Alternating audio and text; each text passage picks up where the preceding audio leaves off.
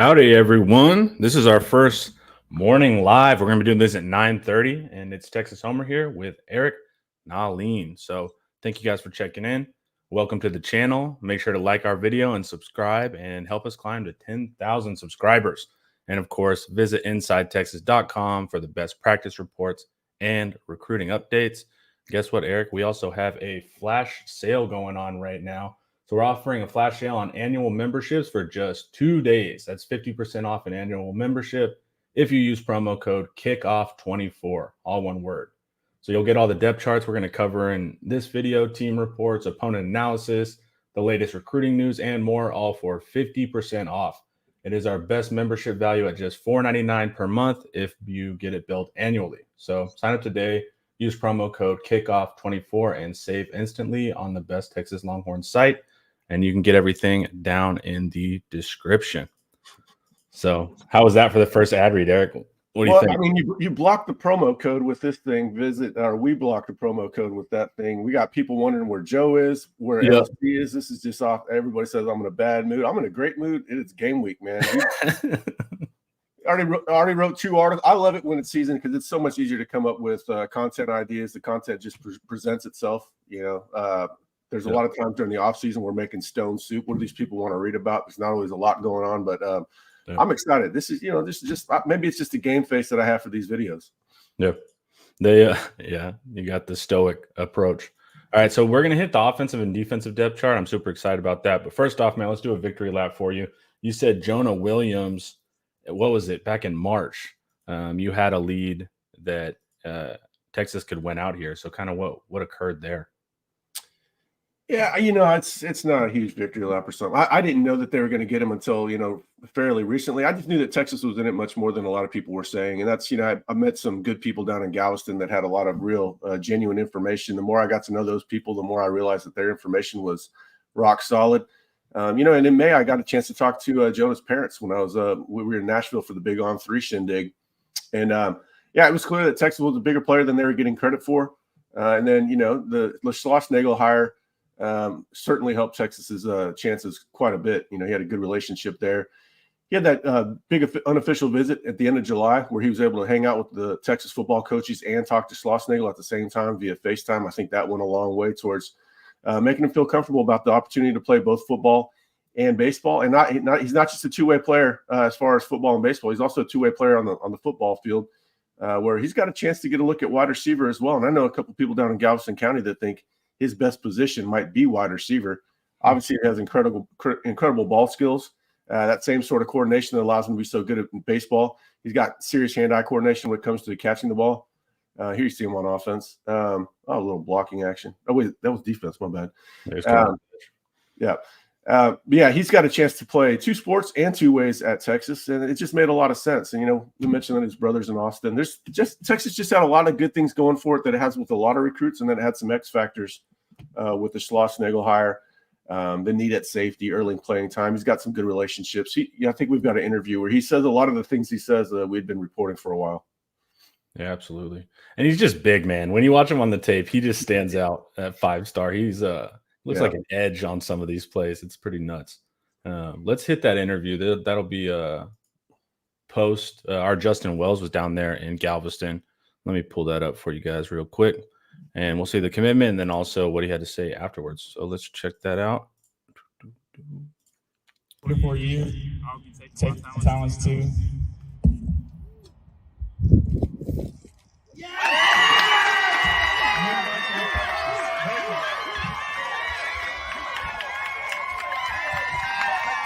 Why was it Texas? Texas just felt like home. I mean, life after a football part, you really just can't miss up an opportunity like that when you're a kid from Texas and you've already started your legacy in Texas. It's just a dream come true. Ultimately, what was the biggest deciding factor for you? You had the pick of 30-something schools in the country. What made Texas the choice? Just the pros and the cons of every school, of my top 5 schools, and I just felt like there was more pros than anything of cons in Austin, Texas, so that's why I chose Texas. When did it start to swing towards Texas? Because there was a lot of talk, in the summer. You've seen the crystal ball, you've seen all the picks. When did you start really feeling like you were leaning towards Texas?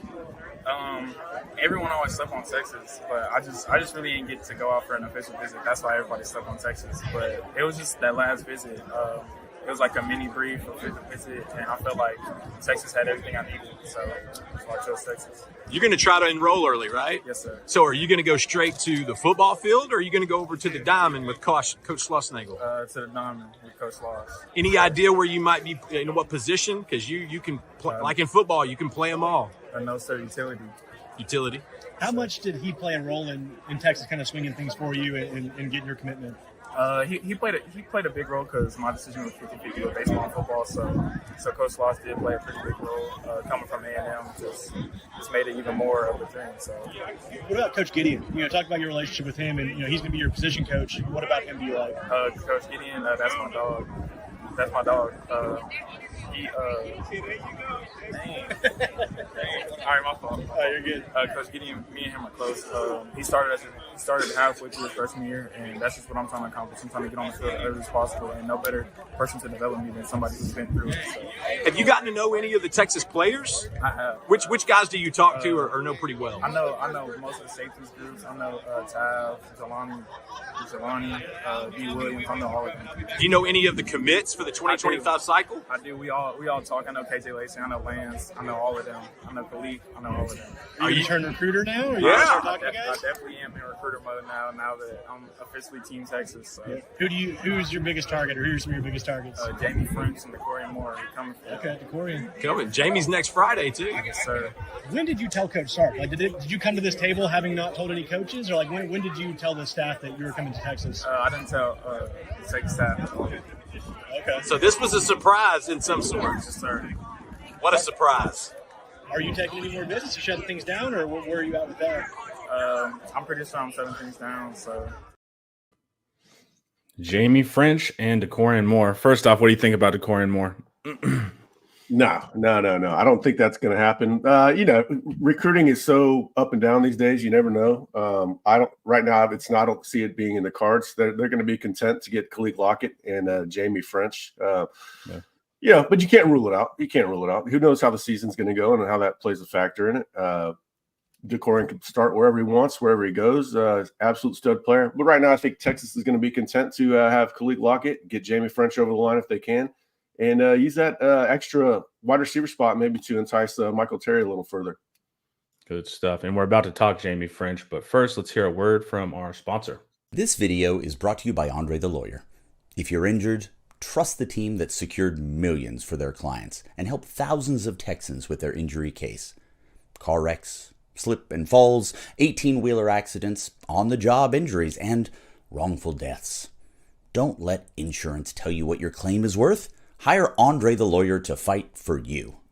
Principal office is in Dallas, but they serve Texans throughout the state. So don't wait and call Andre the Lawyer today at 214-444-8808. That's 214-444-8808.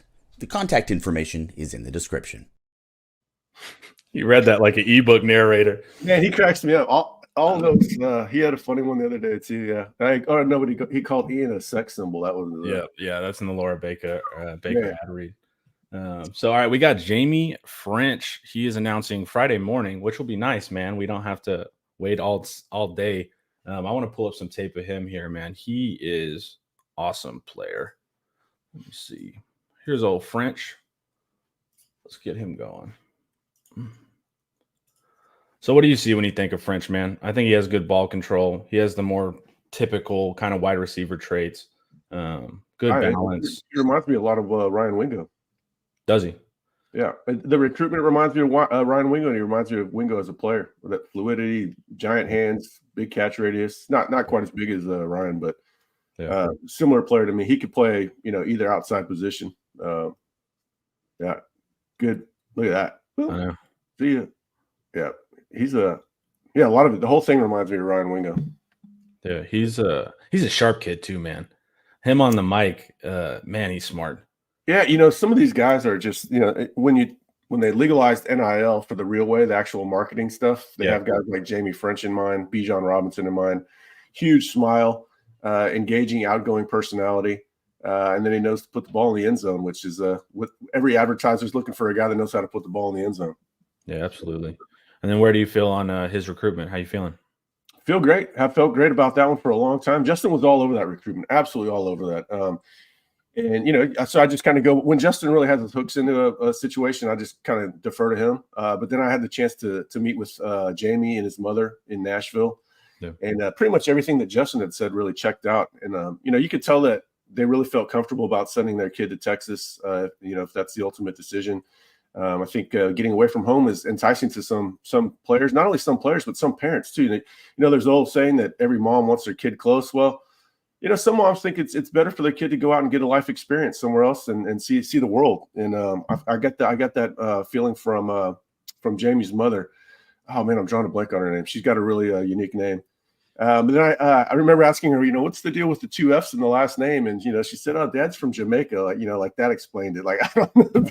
Do Jamaicans double up on their F's or something? I don't know. But yeah, spell check absolutely hates his last name. Yeah. Oh, yeah. My wife does our newsletter, and she saw that in one of the headlines. She's like, oh, you need to fix this. I said, no, that's right. That is right. So, yeah, just a great kid, great all around. And it just goes to show you that when you're looking for the right fit for your program, a lot of times, you can go find the talent. It's easy to find the talent. You just go through the rankings lists. But, you got to get to know these kids because you don't know which kid you actually get to know you'll have a shot with just because the personality matches or the culture fit matches. And so you really got to do your homework on them. And maybe a kid you think, all right, he's from Florida. He's a 5-star receiver. Kid's not going to he's not going to leave the deep South. And then you talk to him and the sparks fly because you can see he's such a good fit for the program and the school and everything else it has to offer. Yeah. And he's just like soft, natural hands, man. A lot of the over the shoulder stuff, like it's not force, man. And I was watching a kid the other night. I don't know how big this kid's going to be as far as recruit Derek Stevenson, St. Thomas wide receiver, but it kind of reminded me of Ffrench how he catches the ball with giant hands, effortless. The ball just stops. There's no bobbling. You can barely hear it when he catches it. Some of those guys just have that natural gift, and that's you're either born with it or not. Some guys have drops because they concentrate or they lack concentration. Sometimes the ball just stops in their hands. Chris Carter had those hands too. We'll see. He's going to be, the depth chart is going to thin out after this season. They're going to lose at least 2-3 guys to the league, and James is going to have a chance to come in and do what we see Ryan Wigo do this year. Yeah, and I saw in an interview too. He said one of the most important things he likes to do is block. So that'll help him out with Sark. We'll see. One of our slots likes to block, and that's why he got on the depth chart early. So I'm excited, man. We got the projected depth chart. Let me take that off. We're done. You ready to move to the offensive depth chart, dude? Well, let's do this. Let's do this Michael Terry thing real quick. Just while we're on the topic of that class and offensive ball. Yeah, I mean everybody. Yeah, Fong had a very, very Texas-centric post today. Had some other tidbits from other schools, but I like working with Steve. Because it's either he's going to corroborate what we're reporting, or he's going to put us on the right track, or he's going to give us a different read from an outside perspective. Because you have to remember, we know the Texas perspective extremely well, but he knows a lot of these national sources. And so, we've been working with him a lot the last few weeks. Jonah Williams, we were on the phone a lot about that one. There's a few others that we talked quite a bit about. Michael Terry is another one. Michael, when he took his official visit to Texas, that was a game changer. We talk about these recruitments where they're slacking them, where if something changes in Texas's favor, things can start going their way in a very big hurry. And that's what happened with Michael Terry when they really refined the pitch, gave him clarity on his usage, just an overall offensive weapon. I put in a prediction that weekend after the official visit because I was thinking that was the missing piece. Whether just him having comfort and understanding of how he'd be used on the offensive side of the ball. Defense, defense is obviously something he could do if he wanted to, but you're going to have to play kids where they're most motivated to work hard. You can't just say, hey, he looks like a linebacker, go put him at linebacker. Because if you don't want to play linebacker, you're going to be terrible at it. Yeah. But he's a very good offensive weapon. I like the smaller numbers at wide receiver class in this cycle because they can always go to the portal. They can always load up next year. The next cycle is loaded again. You watch him get carries at running back. You wish he was on the roster right now because of the injuries they've had. But yeah, Texas is in excellent shape. Now the question for me is: does he announce before the season, or does he take it a little further into the season? He's had a couple of potential game visits lined up. I'm a little bit skeptical whether or not he takes those visits. I think Texas is the team to beat. Now, I agree with Fong's RPM now. I I think, not much has changed on my end since I put one in June. Yeah, man. And then we had the Oregon scare for all the fans. I think we've been able to fend off Oregon. They got us with the Corian, but I think we're good there. What do you think? Who are the top three here? Oregon, Texas, and who? Nebraska. Yeah, but I just think it's a top one. When we first reached out to Michael, it was quite clear how much he liked Texas, and it was just he was conflicted. He just didn't know exactly how he just didn't know their vision for him, and that's part of the pitch. You got to give him the refined vision. You got to sell him. I'm not sure Texas originally had that vision for him either, but they clearly have it now. They've got every offensive coach pretty much outside of Flood getting involved. I love him as a little Jordan Humphrey type of player. Might not be what Sark is always looking to do as far as getting vertical, but he's such a fluid mover, a guy that can move the sticks. He's going to run with plenty of strength. A lot of the stuff that little Jordan Humphrey did. What do you call them? Slot machines? Yeah, those are the slot machines. You got the vertical slots, and then you got slot machine, which Jordan Whittington, the ultimate slot machine, where they're basically a running back after the catch. Yeah, I think he has that ability. So, but you can also have him as just a slot receiver, or you can have him as like a flex tight end H-back, like we'll see with Juan Davis and Amari Niblack. It all kind of depends on how he takes to strength and conditioning, what he looks like, after a full off season. He's going to be eating a lot more. He's not going to be playing all those other sports. He's going to be football focused. So, does he get up to 235 pounds? If he does, man, it's going to be a very difficult matchup for defenses. Yeah, that's going to be exciting. Yeah, and I hope he announces sooner rather than later, but we'll see. And then, Lawrence, got any comments we need to hit? Yeah, we might as well. I mean, we got a few in here. Let's do some house cleaning on Malik Autry, 5-star defensive tackle. First, he's from Alabama. He's committed to Auburn, and but I'm getting this question quite a bit the last couple of days. I don't think there's anything that's going to happen there. Again, you never rule anything out with modern day recruiting. But Auburn has one of the best classes in the nation. They're definitely motivated. They've got their little Cold War going with recruiting with Alabama. I don't think anything's going to happen there. Texas is going to be good on defensive tackle. It'll work out. Trust me. I can't say exactly how it's going to work out just because there's a lot of balls they're juggling right now. There's one recruit that I think is, I know interest is picking up on both ends. I don't know if it's going to come out publicly yet. He's committed elsewhere. Myron Charles, I mentioned Myron Charles quite a bit. Fong mentioned him in his article this morning. FSU just lost. That ties into another question. Texas is looking at Kevin Wynn. DJ Sanders is still out there. That one could remind us all of Josiah Sharma when it's all said and done. So Texas is going to work out a defensive tackle, but pulling a 5-star defensive tackle out of Alabama when Auburn and Alabama are both hot, don't get your hopes up on that. We got old Brett Nelson. Thanks for the super chat. To start getting top 3 classes and getting the occasional number 1 class, do you think recruits still need to see a successful season in the SEC? That's going to demand them getting, 5-star defensive linemen, really what it boils down to. And then you also have to realize that, their offensive line classes are probably not going to be super highly rated going forward. You're going to get the odd John Turntine, but they're very content, especially now that they've got the pipeline stocked across the board with taking guys that are going to require a little bit of development. They feel like they can use some of the resources it takes to get really good offensive linemen like a Michael Fasusi elsewhere. Skill talent. You can build an offensive lineman. You cannot build an athlete. They've got to be. Those guys are born. The freak athletes are born. So that's going to hurt classes. But if you get a class where who knows what happens. Maybe let's say they win the national championship this year. They got Diabell in Florida recruiting for them. Maybe they catch fire. I won't rule it out, but top 5 class, whatever. Fill needs, address your needs. They've done a fantastic job with roster management. Maybe the number one thing that Sark has done in his time at Texas is roster management. I wouldn't worry about that, but it'd be fun to have a number 1 class in the country, but it's fun to have the number 5 class too. That just keep getting ballers and addressing needs. Big problem is they didn't address needs at defensive tackle as well as they should have. Yeah. Everything else is in perfect order. Yeah, it's crazy seeing the SEC difference. We joined the SEC in the 8th ranked class or whatever, but still like 6 in the SEC. It's like, oh, this is the different ball game they're talking about. I mean, the recruiting there is absolutely nuts. All right, Brett, we're good. And then I have a question for Quinn here, but I think this will be good because we're actually about to hit the depth chart, so we can kind of hit this whenever we hit the depth chart here. So you ready to start on the offensive side? Yep, let's do it. All right, man. So any disclaimers here? This is projected. Yeah, this is not the official. Obviously this one is the official depth chart here at quarterback. We all know that.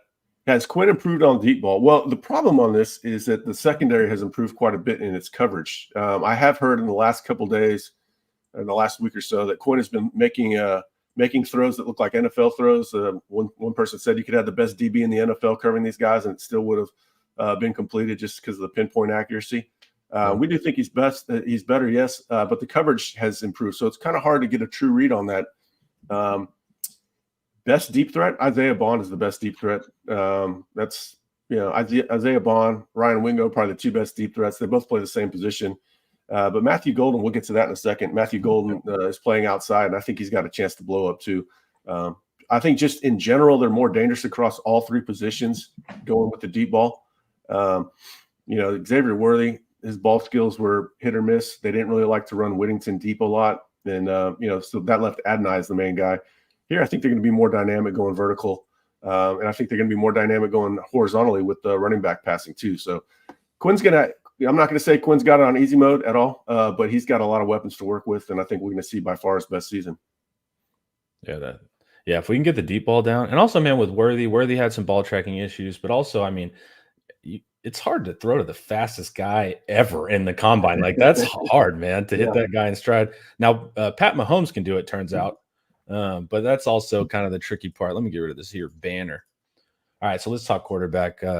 No surprise, Quinn will be starting, no matter what the national intrigue was in the early part of the year. Maybe Arch was going to eke him out.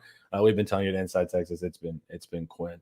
And then how often do you think we're going to see Arch? Blowouts, that kind of stuff, non-con blowout situations?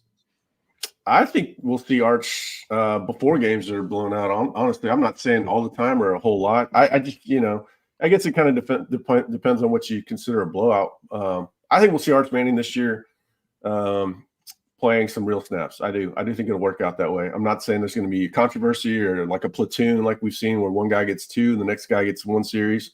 18-wheeler package with Arch Manning. I think we're going to see him outside within the normal game flow. I'll say that. I'm not 100% certain on that, but I do think that's the case. And then, I hope we see Trey Owens playing a whole lot this year. That would be in a blowout situation, fourth quarter, and get him some snaps because he's going to obviously be a counted on backup next year. Yeah, and you've said it. This is best QB room in the nation, even losing Malik Murphy. And we saw in the spring game how dominant our depth at quarterback was. That was insane. So that's going to be exciting. We'll see with Quinn. The big keys for me with Quinn, of course, is hitting the deep ball, but I want to see him in the short game too in condensed space. I want to see him be able to kind of hit that slanty stuff in the red zone. That's going to be very important. He does a lot of things well, but those are kind of the keys that'll answer questions for the NFL. And, man, if he can figure out the red zone stuff, and we're going to be super scary. So that's QB depth chart. I don't think there's any surprises there. And then let's move on to the most cursed room currently. And the number one would have been CJ Baxter. We know he went down for the year. So bummer. And then Christian Clark, after Jarek most likely, pre-injury? Yeah, probably just as far as readiness. But his upside, Christian Clark's upside is really, really high. So that's like Bijan, man. He looks like he comps like that. He just moves just like them, both Arizona kids. Yeah. That was a loss. It was a bigger loss than people realized. You can't just go by where it was on the depth chart because at that time Baxter was already gone. And Clark, running back's a position where you can get more comfortable as the season goes on. Yeah. We actually saw that with Jaden Blue. We definitely saw that with Jonathan Brooks. He really hit his stride. You just become more assertive and get a better feel for where your blocking is going to be.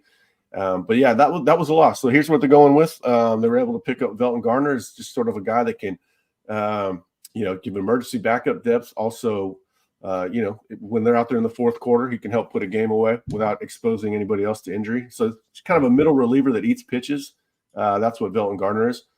Blue, that guy's got a chance to be a Doak Walker finalist, maybe even winner. Yep. Wisner, you love what he brings to the table. It's like the perfect third down back, very versatile, good hands. I'm curious to see how many catches those two combined for. Both had experience. Wisner actually played receiver towards the end of his career in high school at DeSoto, and Blue always had sensational hands. You go watch him play 7-on-7 in high school, and he looked as natural as a receiver as anybody else. And then Jarrett, yeah, that's a guy, we want to see him come on as the season goes on and get more comfortable. Maybe he can become a goal line runner or short yardage guy. He's definitely powerful. It's going to be, freshman running back. You still got to get assimilated to the offense. You can't really afford to have freshman mistakes, especially in blitz pickup. So we'll see how he is. They just need to cross their fingers and hopefully these guys can stay healthy. And I think you hit the nail on the head. We don't have that 220-pound back. That's what CJ was. So on those short yardage third downs, and Blue is game, man. But if we're talking traditional 220-pounders on the goal line, maybe you can get Jarrett Gibson in that situation because dude is built like a linebacker, dude. Yeah, you can be good in short yardage as not the biggest guy in the world. It's just about no hesitation and seeing that lane and hitting it and burying deep. Marcus Allen was one of the best short yardage backs of all time, and he was not very big. Yeah. It's just about seeing it and hitting it. And Jaden, man, he's extreme. He's got extreme elite acceleration, and because of that speed, he creates plenty of power just with that speed. So it'll be interesting to see how it plays out. I feel good about the running backs. Got a question here about blitz pickup. Trey Wisner's the best in that regard, and he's been pretty good at it. So that's why I say he's really ideal for third down. I'm not 100% sure on Blue. That could come down to tell Brett I keep getting it. Brett, I'm wearing your hat right now, dude. We'll get to that. Don't worry about that. I'm wearing your hat. You're going to get this hat. All right. Blitz pickup is something that you can get better with in practice. A lot of it has to do with awareness, reading the defense. Where's that blitz actually coming from? Playing it fundamentally sound, inside out, that sort of thing. Wisner punches above his weight. We've seen that on special teams. So, meeting a linebacker in the hole isn't my biggest concern about him. But we'll see, man. Those guys are probably going to need some game reps to really figure it out. That's some of that's going to be learning on the job. Yeah, and that's a great question because pass pro is a huge part of this. But luckily, running back 1 and 2, lighter guys, but they hit the hole. So luckily, we don't have. They're not. I wouldn't call them just finesse guys. They like to hit. So that's going to be important. So even with that loss of CJ, which sucks, absolutely, I still feel comfortable here. And as we'll see, we have such a mature offensive line. Hopefully they can do a lot of the work for him. And then we will see what is up next.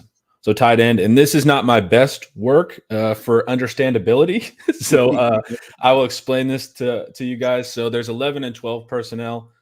So 1 tight end versus 2 tight ends. If we're in a 1 tight end set, there's only 1 on the field. The starter is going to be Gunnar Helm there. That's why it says Y11. That's the one you'll normally see on the line.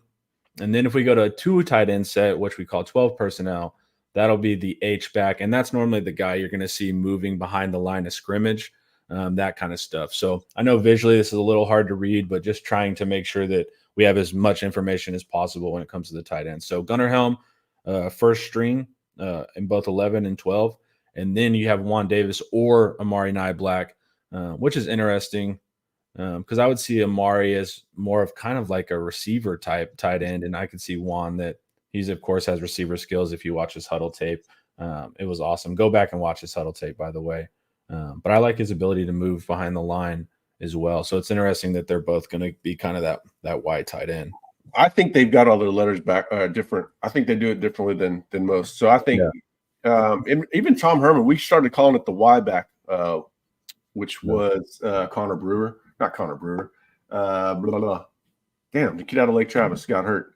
I think it's more of the Y. The H is still your inline guy. I think the Y comes on and becomes the H back is my understanding. I don't know. Sark's numbers or system seems to be a little bit different with how he calls it. This is just the traditional. Whenever you see a Y tight end, usually they're going to be your inline guy, and the H is going to be your mover. But Sark might flip it whenever they. You're good. Go ahead. Yeah, I think those guys are Black and Juan are going to be your motion guys, your receiving flex sort of guys. Juan's had a really good camp. Black is good. maybe not quite the blocker that Juan is. I think that's why Juan gets maybe the slight edge, but they're both going to play a lot. All three of those guys are going to play a lot. Okay, cool. Yeah, Night Black, that's the big question, man. Because to me, he plays like a big receiver, but on those deep crossers, oof. Yeah, he's an easy mover in the open field.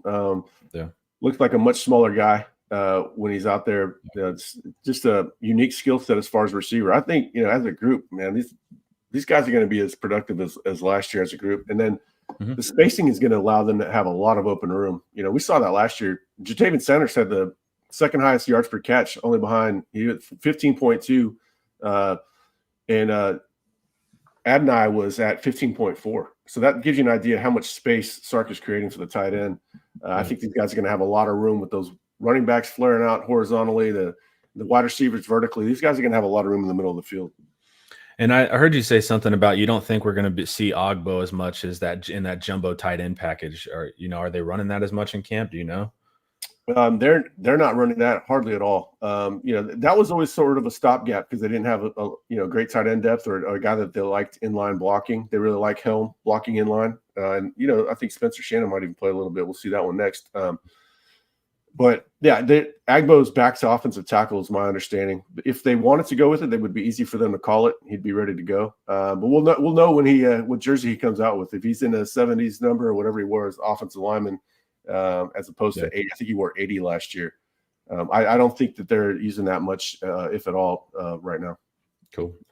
And let's see. All right. So, yeah, Spencer Shannon. I love that photo of him, man. He just looks like he's a surfer, dude. And then we have Jordan Washington, who everybody's super excited for. And then Will Randall, who came out of Isidore Newman with arch and sustained an injury in that senior year. So kind of what are you hearing about towards the bottom of the depth chart at tight end? Shannon's coming along. The whole issue with him is just physical maturity, getting stronger. He's a big, long kid. It's harder to control your limbs the bigger and taller you are. That's why centers in the NBA don't normally move like small forwards. So he's getting a lot stronger. He's the inline guy behind Helm. I think we're going to see him some this year, at least mop up duty. Jordan Washington, he plays the Juan Davis Nye Black position, but long term he could play anything. You got him at 190 pounds there. I know. That's what I'm looking at right now. He's supposed to be at 250. That's what I just pulled.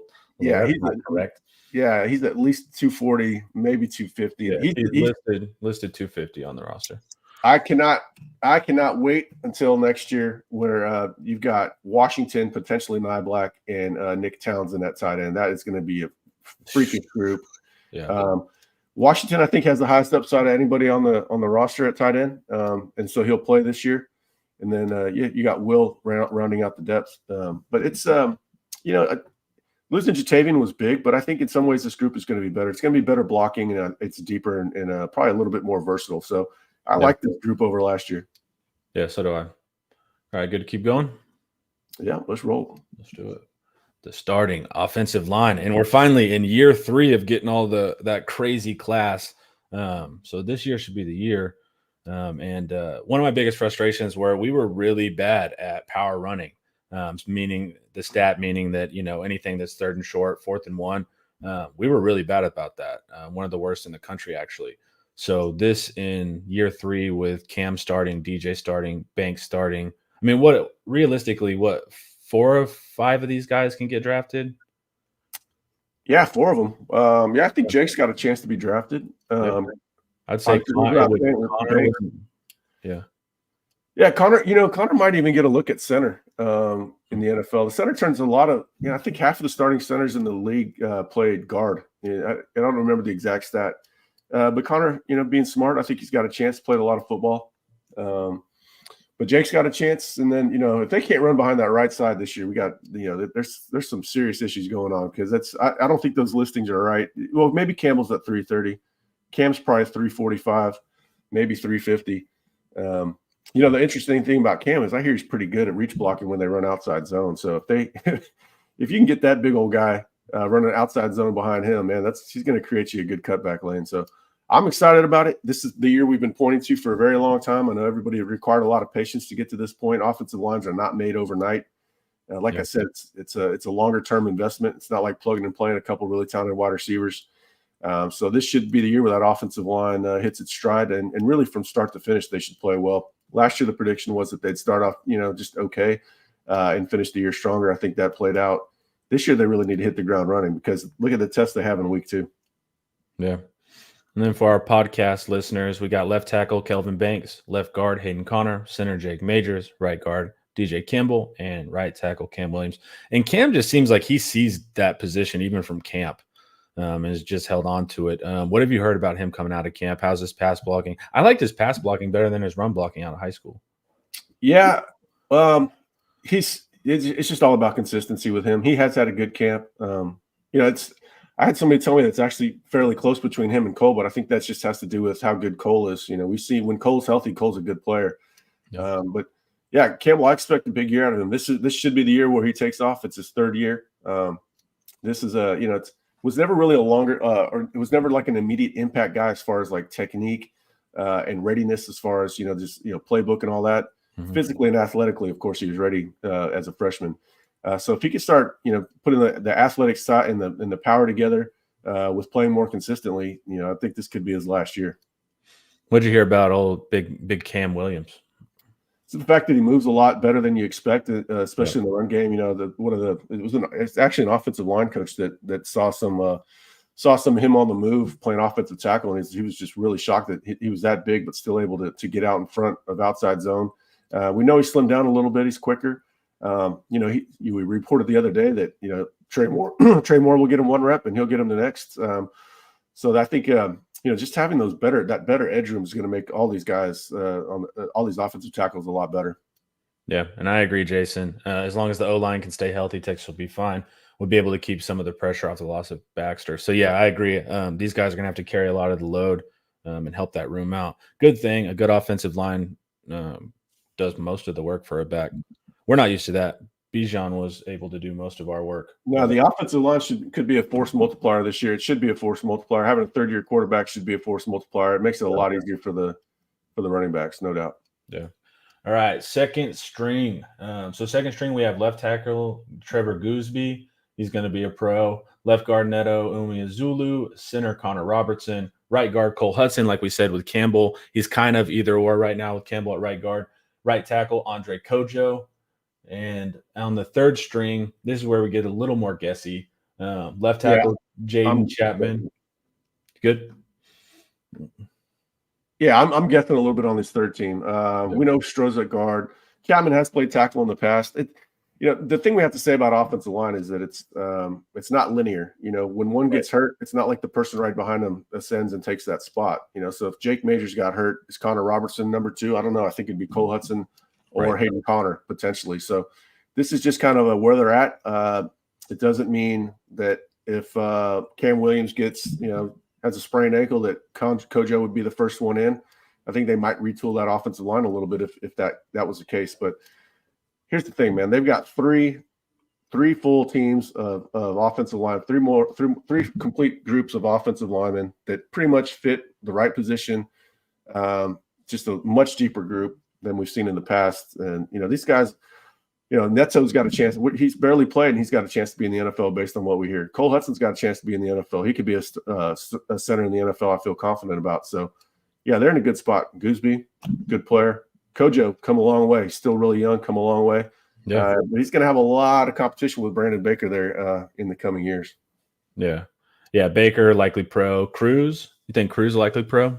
Super projection? That's a super projection. It's been a little quiet with him because, again, it's not that he's got Connor in front of him. Like they're getting reps for what happens in a game. Like Cruz is going to be on scout team this year, but what happens in a game. So Connor and Cole have both worked center quite a bit because they're not necessarily worried about Cruz's development right now. That would be more of an off season. Of course, he's going to learn a lot on scout team this year, but they really do like Cruz, sure. I absolutely agree, Billy. I'm old enough to remember when we couldn't even have a spring game due to the lack of offensive line depth. This is amazing. And that's something that when we're putting together these slides, just this team, man, from where we started that Arkansas season. Yeah. I mean, we got dudes, we got depth. I mean, this is Sark is, like you said, Sark's roster management. I mean, he's totally changed the outlook on this team. And I wasn't having to be false hopeful of maybe this kid can be, it's like, all right, this next rank of freshmen, give it a couple years. I mean, we got dudes throughout, and we have a stacked team. That's what I noticed when I was putting all this together. So it's pretty awesome, man. Yeah, Nate Kibble deserves some mention. I think he's gotten some second team reps when they were tinkering with the center. They really like him. He's kind of like a more refined, but not quite as athletically awesome as DJ Campbell. So I think he's got a bright future. Yeah, and they got 5 more on the way. Is he out of Humble? Yeah, at Tascasita High School. Cool. One of the best offensive line factories in the country. Yeah, absolutely. All right, cool. And then let me think. I think we're moving to the premier position. This is the one that everybody was talking about. So let me explain this as well. So traditionally, when I call them an X, I mean they're to the boundary. Sark kind of changes that sometimes, but this is just kind of basic. So when I say X, generally going to be a single side receiver operating in less space. And then Z, it's going to be to the field. And then they're normally going to be paired with your slot. So that's what I mean by X, Z, and then slot, which I call H. But don't worry about that. All right, cool. So wide receiver depth, fans are excited about this. Isaiah Bond. What have we heard about him? A little dropsy in the spring game. Did that continue at all in any of the practices? He's had a couple practices where it could have been a little bit more clean on the hands, but yeah. So if people don't really know all the terminology, I'll say Isaiah Bond plays where Adonai Mitchell was last year. Matthew Golden where Xavier Worthy was, and DeAndre Moore where Jordan Whittington was, just so they can have a visual. But yeah, Bond, that's the predicted guy that's going to lead the team in catches. Probably lead them in touchdowns too. Big play threat, good route runner. That boundary receiver finds himself in single coverage quite a bit. And so I'm not, if they have to double him, that's going to really open up Matthew Golden and DeAndre Moore. So, yeah, it's a really good group. All 6 of those guys are going to play in the NFL. Yep. So we've been talking about them all offseason. I don't know what else I can say about them now. Yeah. How's Wingo been looking, man? You said something like top 15 pick one time, right? Is that where you're feeling? Yeah, I think he's going to be I think he's got the highest draft upside out of anybody on the team outside of the 2 quarterbacks as far as NFL draft ability. Some might say Kelvin Banks. I think Kelvin's going to get dinged a little bit on his length coming out.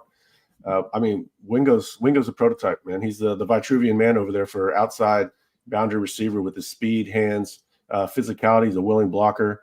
And he's just that breakaway speed and explosiveness. He's a total freak. Yeah, he is. When I saw him in the spring game, I was like, oof. All right, and then we have Matthew Golden and Jonte Cook. And I've heard fans kind of express, like, what is Jonte Cook doing wrong? Or what's going on with Jonte Cook?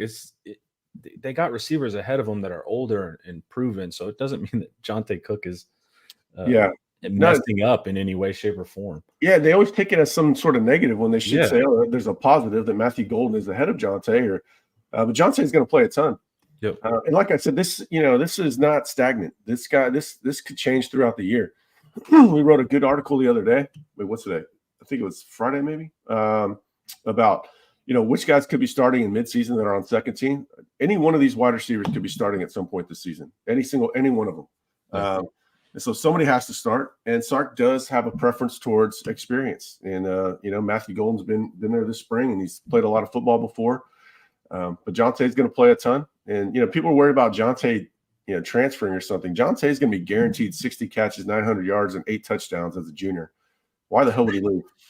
This is an assembly line. It's one after another. We know what it's going to look like when it's time to come off the assembly line. You're going to be an NFL quarterback or running wide receiver. So just stick to the script, put your nose down, work hard, wait your turn. And when your time does come, take advantage of it, which, Jonte, he had 8 receptions last year. All of them were pretty impressive. The Baylor one sticks out. Yeah. So I think, don't worry about him having, second team. Don't worry about him transferring. He's, this is going to be a very good group. They're going to play a much deeper bench than they had in the past. And, if he just waits his turn, it's going to be in the NFL. Yeah. And then we have DeAndre Moore or Silas Bolden. But you'd said that your sources think that DeAndre Moore actually will end up getting the start. So what's the story there? Just been solid, doing the right stuff, and he has more speed than people give him credit for as well.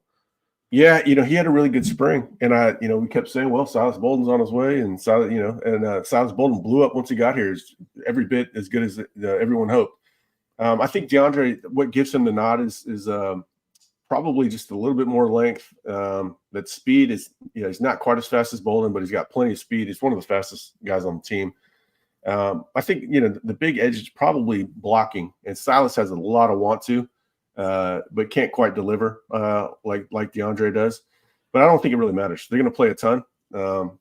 Silas, I think Silas is going to kill it at coming out of bunch sets. Basically they have 2 starters. They've got 6 starters, man. I know it's absolutely nuts. And it's like, I got to see it when I believe it on Sark on the rotation. Because he would drive me nuts not rotating guys. So that's going to be the most fascinating. I really want to see that in Colorado State. Like, how do you mix and match these receivers? Because, you imagine that you're a DB, man. You're hoping you get a playoff because the second string comes in, and no, second string is going to score on you just the same. Yeah, let's talk about this one real quick. It's not waiting your turn when you bring in transfers. Oh, yeah, it is. It's definitely your turn. Transfers are a part of football these days. You do what you can to make your team better, to make you put the best team out on the field that you can. You're getting ready to go into the SEC. They don't want any questions about depth. They want as much talent as possible. They're going to be as greedy as possible. Transfers are every bit a part about football as high school recruiting is these days. And so, yeah, you go beat the guy out, man. You got to compete. That's the name of the game, man. Yeah, especially that's the model now too. It's hard to get other positions in the portal, tackles, edges, but you can get tight end or wide receivers in the portal. Now let's look at the third string. We have Parker Livingstone at that boundary spot behind who would be Bond, Aaron Butler, who we don't hear about a lot, and he would be behind Matthew Golden's spot, and then Ryan Niblett, speedster, third string in the slot there. Any notes there? And we also left off Freddie DeBose, but he's been injured. Yeah, glad you mentioned Freddie. He deserves it. Obviously, we're not forgetting about him. He's been injured. Parker, very fast, good wide receiver. I think him and Wingo are both so fast that I don't think Parker's going to be permanently behind Wingo. You could always move Wingo to the field. You could even move Parker to the field. So I don't think he's stuck behind Wingo permanently. And Butler, fast kid, has some developing to do for sure. Niblett getting some carries at running back. Sark mentions him as having 7 wide receivers, with Niblett being that 7th guy. We'll see more of Niblett than we've seen before. Obviously, I haven't seen much of him, but probably more when games are in hand. There's just there's only so many guys you can throw the ball to. Yeah. And then let's hit our kick and punt return because it's going to be out of the receiver room. So starting kick returner, Matthew Golden. If you guys watched him at Houston, you're going to be excited about him being the starter kick returner, and then backed up by Silas Bolden. You'll also be excited to see him. And then Silas is going to start as our punt returner with Jonte Cook backing up Bolden at punt return. Any notes there from practice besides those guys are really fast? That is just man, I can't remember Texas having 2 returners that quality. Banks is going to be all over his guys to get his blocks because they're just some good execution away from getting some special teams points. Jonte Cook, man, I love watching him return punts. He's so natural, catching the ball and accelerating out of it. They're in very good shape. I'm going to enjoy this, man. I expect to see I expect to hear the cannon fire after some kicks and punts this year. Cool, man. You'll be ready to move on to defense. We're at 48 minutes, so we'll be on here till about 6 p.m. doing defensive depth chart. Yeah. Let's get through this, man. We're gonna move fast. But first, this is like a Homer video, man, where it takes us 2 hours to film it. But first, guys, let us hear another word from our sponsor, Laura Baker. Hi, I want to tell you about Laura Baker. If you're looking for a new home in the 512 or even at this point, let's face it, 737 area code, there's only one number to call. That's Laura Baker at 512-784-0505. As a member of the elite Andy Allen team with Keller Williams, Laura has helped Longhorns find the home of their dreams in Central Texas. Just ask our resident sex symbol, Ian Boyd, who moved all the way from Michigan to Texas with Laura's help. Laura can help you find what you're looking for in the 512, the 737, or even parts of the 254 and the 210. Just, give her a call at 512-784-0505. Her email is in the description as well as the rest of her contact details. She's a friend. Give her a call. Awesome stuff. And also a lot of numbers there. But if you're in Central Texas and you want to get a house like our dear Ian Boyd, you know who to call. All right, defense, we'll move a little bit faster, and let's see what we can do here. So this defensive tackle, a little bit of explanation here. This is your 3 technique. They're going to line up outside the guard, between the guard and the tackle. And so that's what we kind of explained there. So there'll be a difference on nose tackle R1 technique. So this is the 3 technique. Starting there for the podcasters are starting as Alfred Collins, and then either or Bill Norton or Jermaine Lole. And then at third DT will be Tia Savea. So a lot of depth there from the transfers coming in. Yeah, this is the T'Vondre Sweat. T'Vondre Sweat played 3 tech and Byron Murphy played 1 tech. The reason being, that's going to the field side. There's just a lot more space to eat. You want those big guys taking up as many blockers as possible. Alfred Collins with his length and athleticism. Really, the only thing he doesn't do is anchor against the run like T'Vondre did. But he's got all the athleticism he needs, all the length he needs. I think it's going to be Bill Norton there. I'm not 100% sure, though. I think Lole will be at the second team 1 tech. What you need to know is basically it's Alfred and Vernon and Lole and Bill Norton playing together. You'll see that in one of the upcoming graphics. But, yeah, Alfred Collins should be a big year. Not much else to say about that. He didn't come back to be a 5th-round draft pick.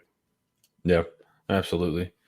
And then let's look some little more out of depth. I always get the hold on. David Williams, you're not listening to us, buddy. It's you got to go against convention. They're going against convention here. T'Vondre Sweat was your 3 technique, and Byron Murphy was your nose tackle. They've got it switched up to take up more space to the water side of the field. Yeah, they're basically playing field and boundary. So this is continued. I get asked about Mitchell quite often. So any kind of camp notes from these guys? Yeah, Mitchell's looking better. He's definitely improved over last year. He's lost some weight over last year. He's moving better. Probably, I know everybody likes to get excited about these guys, but sometimes they get excited too early. There's a time to get excited when they commit, and there's a time to get excited that's based on their timeline and developmental curve.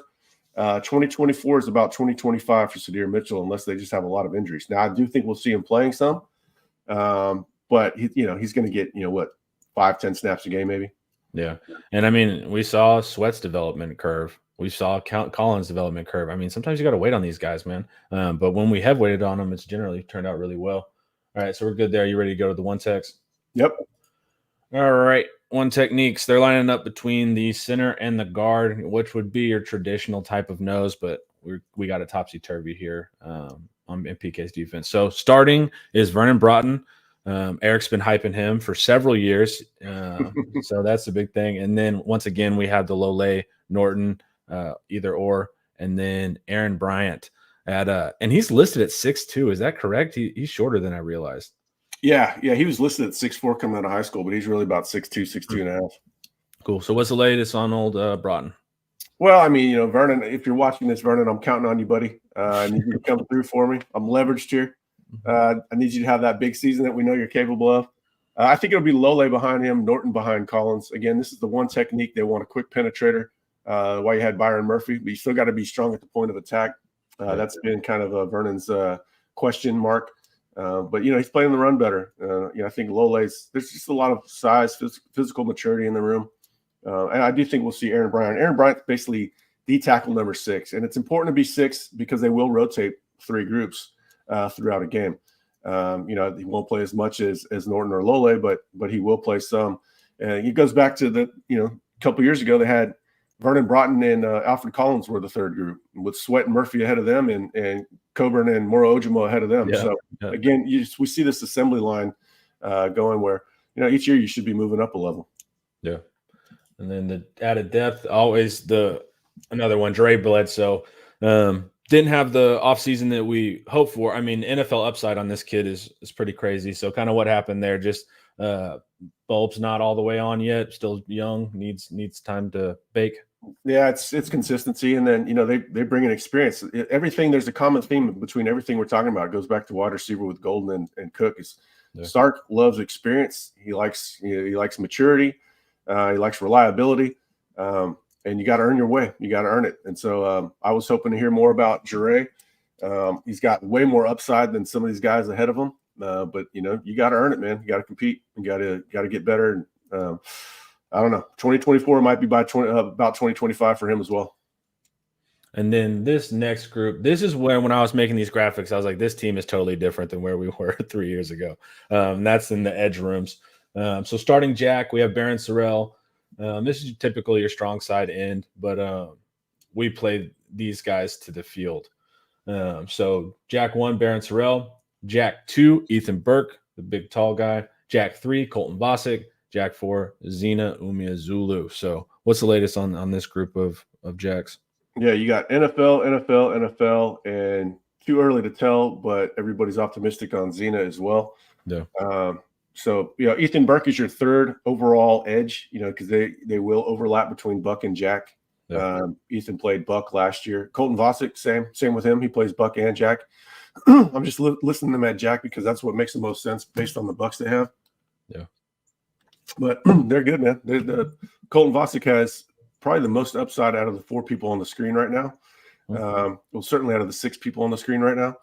I think, I think we'll see him. He's going to play in every game. I just don't expect him. It's not like he's going to play starter level snaps where, Ethan Burke getting 40, 50 snaps in a game wouldn't surprise me. I do expect to see Colton. The future is very bright. That's a good room. And Zena, they like Zena. It's just, he's got guys in front of him. He needs a little time to mature. But he's barking. Look at that neck on Zena. Look at that. Yeah. He's kind of like long limbed and skinny, but then you see that neck and you can kind of tell, okay, we can see where this is going. I remember watching him at Under Armour camp, 2 years ago or whatever, and he was tall and skinny. He's put on a lot of weight too. Yeah, he's going to be good, man. They're excited about him. That was a really good evaluation by the staff. The networks were high on him early and then backed off. The staff stayed on the whole time. Yeah, Jack. And then Buck, right? We got pass rushers. Number 1, Trey Moore, who's been getting outstanding reviews throughout camp. Buck 2, Justice Finkley, and Buck 3, good old Colin Simmons, the future of the position. So what have you been hearing, man? Are we getting sacks in practice? What's going on? Yeah, they're getting some sacks in practice, but the offensive tackles are good too. So you got zero sum, making it kind of hard to know what's what. Kind of like the wide receivers going against the cornerbacks. Yeah. But we know that tackles are good. Therefore, we could tell that the Bucks are probably good. Finkley could play Buck or Jack. If he came out on the Jack depth chart, it wouldn't surprise me. That would probably just mean Ethan Burke was on the depth chart at Buck. Yeah. He's second team, but Colin Simmons is going to play. There's a couple packages where Simmons that are designed to get Simmons on that I expect to see, pass rushing packages, third down packages. Don't be discouraged seeing a 5-star there at third team. This is just the depth chart. Trey's going to be good. They're high on him. Yeah, it's always it's not as linear as it looks. It's different situation. And then we got our least deep position on the roster, Mike linebacker. We have Anthony Hill, of course, and then Leonga Lafau backing him up. Yeah, it'll be nice when Bo Barnes is on there next year. Yeah. David Benda could play Mike as well. But hopefully Hill stays healthy. He's, one of the most, 2 or 3 probably most important players on the entire team, just because you look at the lack of depth. They really do like Leonga. He's very good in coverage, physical player. So it's their quantity is not there at all, but the quality absolutely is. Got to keep those guys healthy. Did it bum him out when Choate left? I know Choate loved him, man. Yeah, Leonga was there was actually a rumor too that he might follow Choate to Nevada. They had such a good relationship, but I think Choate knows that Texas is perfect for Leonga. I think Choate wants to see him succeed at Texas because that a lot of people wonder, are they reaching for this guy out of Hawaii just to get somebody out of Hawaii? And they're like, the staff view of Leonga was like, if this guy was in DFW, he'd be a high 4-star, no doubt about it. So. And even with Nansen, we have a contingent too of Poly guys, so we're able to kind of make them feel at home. They have a little more community than they had in the previous years, which is good because those guys are super community oriented. Absolutely, Leonga had a bit of a tough assimilation, just being so far away from home. We all get homesick, I think, at that age, but it's a little bit different being, really almost a continent away. Look how far away he is from home. And having Cecilia kind of helped too, but there. Oh shit, we left off Akana. Oh yeah, we did. God, it wasn't in the email. Where do you think he was at? Edge? Yeah, that's totally my fault. you would have Akana at Sam, probably, which we'll get to in a minute. Yep. We just did Sam. And man, I hate it when I do that. Yeah, No, he we'll would hit be Sam in a second. We hit Buck, so we'll talk about him whenever we hit the Sam slide. okay. Yeah, well, he would be at Buck at 4 and Sam probably at 4. Okay, cool. But yeah, I'm glad too. Whenever all the players went and did his camp in Hawaii, I thought that was a good gesture too. Absolutely. All right, cool. Let's look at good old Will linebacker. Starter, David Benda, followed by Maurice Blackwell Jr. My friend Fanatic Perspective calls him game time because he just likes to hit. And then third string, Ty Anthony Smith, which Eric has reported on a lot. Staff is really high on him, and he also bulked up. And then Darian Gillette, who's coming off an injury his senior year, but also supposed to be a really special athlete. So interesting room, especially for the future at Will. Yeah, David Benda and Blackwell, Benda's going to start, but it's almost an or between those two, just because Blackwell's played so much. Game time is a really good nickname for him. He's always ready to go. I mean, you can name him practice time too. He's ready to practice too. He's a high energy guy, likes the weight room. They love Blackwell. Ty Anthony's just, man, some guys, when they get to campus, you start hearing good things about them, and it carries over. Like I said, I've used different examples in the past, like Byron Murphy was one of those guys. Xavier Worthy was one of those guys. When they hit campus, that there's just something a little bit different about them. Ty Anthony has that about him next year. To me, it's going to be him and Anthony Hill starting at linebacker next year. That seems pretty clear to me already. And then, Gillette was always the longer curve guy. The injury didn't help, but also just like he had to learn linebacker too. He was more of an athlete in high school. I've always wondered if edge might not be his ultimate destination. He's got good size to him, and then that first couple steps are really good. So, we'll see. Will's got pretty good depth. I'm excited to see Ty Anthony Smith on special teams this year. Ben and Blackwell had good fall camps. Will linebacker's pretty good spot. Yeah. All right, this is Sam. So this is when we're in our base. And then you would have Trey Moore. And clearly they're going to use this position as a way to pass rush. So the nickel's going to come off the field, and then Sam will come on the field. And this is an interesting group as well, especially when you look at – so like when I see Trey and Collins, these are pass rushers. And then you have Maurice, who's more of a smack you type of linebacker. So it's kind of that's interesting to have these three paired. Well, if you're pulling off the nickel, you're sacrificing coverage, and a way to still add some size and still keep some coverage would have Maurice out there. So you would have them basically doing, you would have the same personnel out there, but the goal would be different depending on what you have. But Maurice is also pretty good at setting the edge, despite only being 220 pounds. And Moore is actually pretty good in drops, despite playing edge and being 200. He's probably 235. And Colin's been pretty good in drops too. So. There's just couple different ways that you could go about using base, and this base defense is important when you start thinking about Michigan in week 2. Yeah, not sure how much nickel they'll be in. So these guys it's gonna be an important group.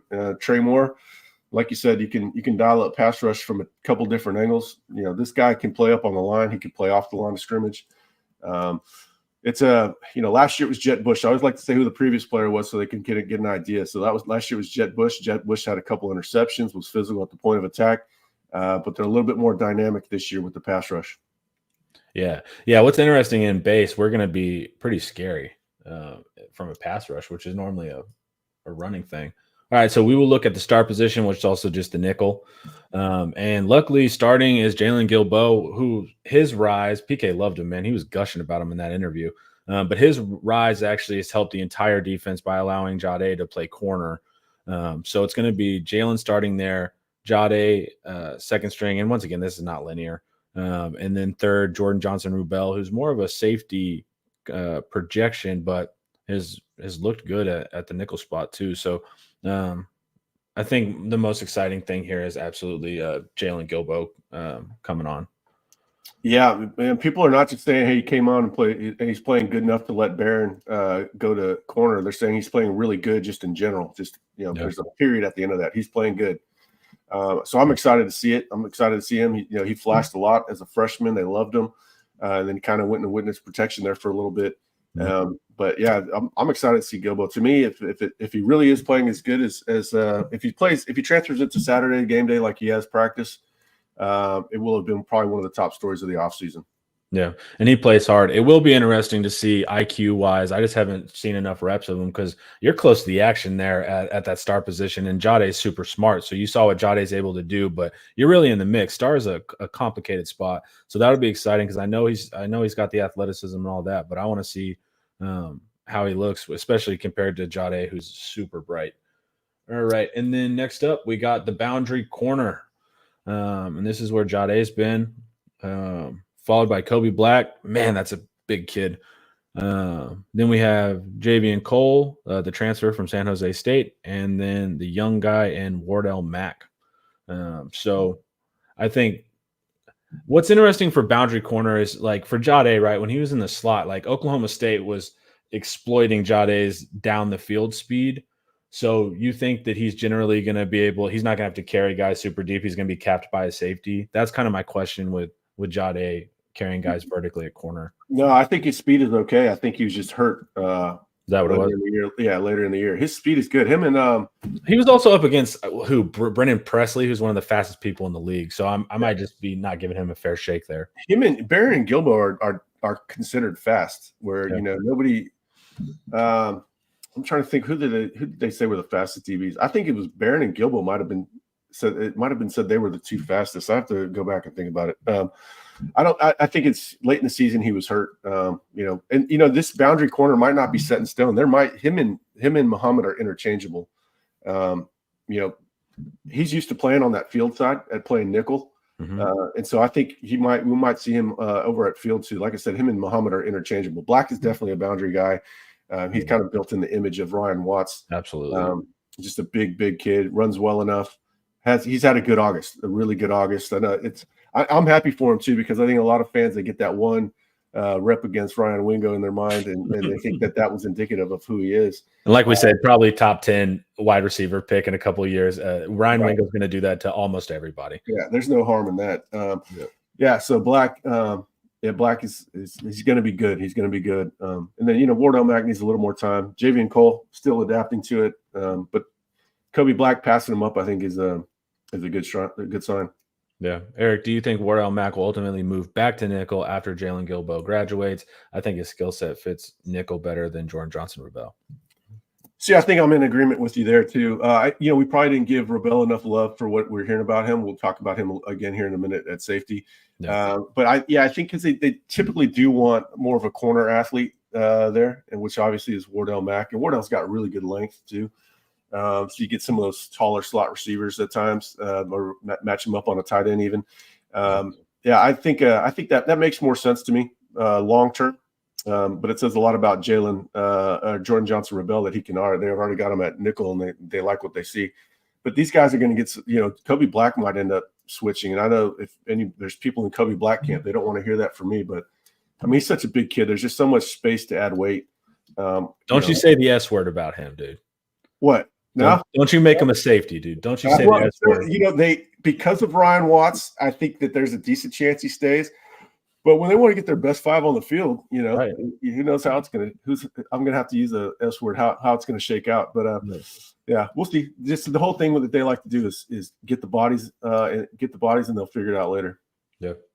All right, let's look over at field. We got Manny Muhammad, no surprise there. Gavin Holmes, who also we've heard this camp that the NFL scouts are, with Gavin, which is good. Warren Roberson, I like this kid, man. I like Santana Wilson too. Honestly, man, I really like this room, this field corner group. I think we got a bright future there as well. Yeah, everybody knows Malik. I mean, that guy's him and Taft probably have the best ball skills in the secondary. You maybe throw Makuba in there as well. But Gavin, I don't know that anybody covers man to man better than Gavin. Loose hip, light on his feet. Extremely fluid kid. Best pure man coverage skills probably on the team. And so, he's had a really good August. You could see the traits when he was at Wake Forest. There was at times he played well last year. We heard good things about him in practice, really going back to last year, but much more so this spring. And then again, August. So he's playing better and better. He's your third corner overall. And then, he's going to play a lot because there's going to be times when Malik is at field or at boundary corner, Barron's at nickel, and Gavin's to the field. So get ready to see a good amount of Gavin Holmes. And remember, these guys get better. I'm excited to see them. Yeah. David Keith Williams thinks Muhammad will be the best cornerback in the SEC this season. I hope so. I haven't looked at the competition, so I'll have to see. All right, now we're going to look at boundary safety. Michael Taff starting. No surprise here if you've been reading the board. Does the right things, makes coaches look good, and makes coaches keep their jobs. That's an important stat that you have to take into account especially with safeties. It's in the name. They can't mess stuff up that often. And then number 2, Jelani McDonald. That's a player I'm super excited about. Me too. When he shouted out all the women of the world in his commitment announcement, I said, "All right, we got somebody on the secondary here. We got us a player." Man, that's efficient, man. Just get them all at once. It was just half the world population. He just handled that right there. And then third, we have Jordan Johnson-Rubel, who is third, but also is receiving a lot of good marks behind the scenes. Yeah, Taff, a better athlete than given credit for, better range anyway, and a good tackler. Jelani, super high upside. They love that, we always get these stereotypes like, oh, Taff's the brains and Jelani's the athlete. They really love Jelani's mental makeup back there. And he's a pure football player. That goes back to when they evaluated him. They're like, we don't know exactly where he's going to end up, but because he's got the mindset, he's going to end up somewhere. And I think his body's going to tap out at around 215 or so, and that'll keep him at safety because of the way he moves and so much. There's so much area to put weight. Yeah. Jordan, a little bit more compact. He's going to play a lot of special teams this year. He would probably be the 5th safety, and he's also the 3rd nickel. And we're hearing that he's playing pretty well there, which I'm not surprised, but I'm not surprised based on what we know of him as a high school player. I'm a little bit surprised, and then that's just a big jump to go and play nickel early in your career. But clearly what they like about him is he processes what's happening in front of him at a fast rate. So it's pure football player. We like him coming out. I think he's perfect for boundary safety. Going to bring some of the elements that Taft brings to the field, not just some of the intangibles, I should say. Yeah. All right, and then let's hit the old field safety, the cat that's hanging out over the top. We have Clemson transfer Andrew Makuba. Austin local as well, came home starting. You have the Raptor, Derek Williams Jr., big safety. And then you have Xavier Filsumi. Is that correct? I feel like it's every time people say it differently. Yeah, Filsumi is what I've heard. Yeah. You know what? I bet they have they probably have a pronunciation on the roster. They do. But it's robot voice pronunciation. It's like Xavier Filsumi. It didn't give me a lot of confidence. Filsumi. Yeah, it's Filsumi. Makuba, lots of range, lots of experience. Again, we always go back to experience, man. If it's even, they're gonna go to the experienced guy. Yeah. Derek has a really good camp though. The communication, you're gonna measure where safety is by how much they communicate. If they communicate it, they know it, then they're not still thinking through it. They're not wondering, oh crap, what am I supposed to be doing? And it's part of you got to communicate, get everybody on the same page. So Derek is coming around in that regard. But what we know about safety is, all 4 of those guys are going to play a lot, just like last year. So figure that Jelani's taking Keaton Crawford snaps, and Andrew Makuba's replacing Jaron Thompson, and so I mean, it's an upgraded room over last year. Feels to me plenty of speed, needs more experience, a little bit raw. Cool. All right, I think that is a wrap. We didn't miss any positions, I don't believe. My apologies to Celia Khanna. I've got an article to edit. Yeah, they, I should mention it because I didn't mention him in the article, but they love him as just a pass rusher. Needs to get bigger and stronger, but yeah, you can't really mimic his bend and just his natural feel for setting up the offensive lineman and getting around him. Really, really good on his feet. So, Cecilia Khanna needs a little bit more time in the weight room. But so what's up with Agbo? We talked about Agbo. He's an offensive tackle. We don't think that they're going to use that big tight end package that they initiated with Andre Carrick a few years ago, and then he assumed that role. I don't think we're going to see that as much. If he comes out in a number 80 jersey, then it's still in the cards at least somewhat. They haven't repped it as much as they had in the past. I think they just like their actual tight end room. That was more of a fail-safe for making up for lack of blocking at the point of attack. Yeah. And then David Keith Williams. This is not a knock. It's not a knock on Michael Taft. But Texas needs safeties with the physical ability of Derek Williams, Xavier Filsumi, and recent commit Jonah Williams. Yeah, I mean, sure. Yeah, it'd be nice. Give me Taft back there over Filthamy and Jonah Williams. Experience matters at safety. It's not obviously Jonah is he's a one-off, he's a unicorn, and you're more inclined to live with those mistakes, which is why Derek was on the field last year. Derek probably had more busts than anybody, at least for a few games there. But they got to get up to speed. They can't get you beat deep. Doesn't matter how fast and athletic you are if you're going the wrong way. Yeah. All right, dude. Get him coached up. Love Derek. Love Jelani. Love Jonah. Filthamy, elite guy. Well, that was what was that, an hour and 15 minutes? Yeah. Honestly, not as bad. Not our normal times run a little long. So we're good, man. I'm excited, man. Once we start doing depth chart, now it's going to be interesting to see when they actually release the official depth chart. They did it like right before the game last time. So we'll have to kind of see there. But once we got the depth chart, baby, it's almost game time. So I'm super excited about that. All right, guys. And make sure if you want to read all these articles that Eric's dropped, make sure to go over to InsideTexas.com. We're also running that flash sale we told you about up front. And this time I'm not blocking the promo code, which is I've found to be pretty important when you're doing an ad read. So 50% off, guys, annual memberships if you use promo code Kickoff24. And then also this is only running for like 2 days. So this is a flash sale. Get it while it's hot. Season's about to start. Eric and team do an incredible job on team reports. And then, of course, we got recruiting. We got Jaime Ffrench coming up. We got Michael Terry coming up. So you guys know the best site in the market to stay up to date with your favorite team.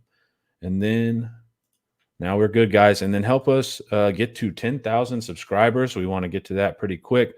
And I'm super excited. So we're going to be doing these lives at 9:30 a.m. Monday through Thursday. I'll be on with Paul on Tuesday, Ian on Wednesday. And on Thursday will be Justin Wells, Joe Cook, and Ian. So a lot of exciting stuff. These aren't replacing any videos. These are all additive. So our normal schedule that we have, plus these videos every morning now. And also we're going to have a pregame video and a postgame video, as well as kind of like a when the dust settles type of Sunday show. So we basically doubled our show amount in season. So you guys will be able to participate in the chat and say all sorts of crazy stuff post-game. Really looking forward to that. So you guys know the drill. Visit InsideTexas.com. And thank you guys for watching the first live I've been able to host. So thanks, guys.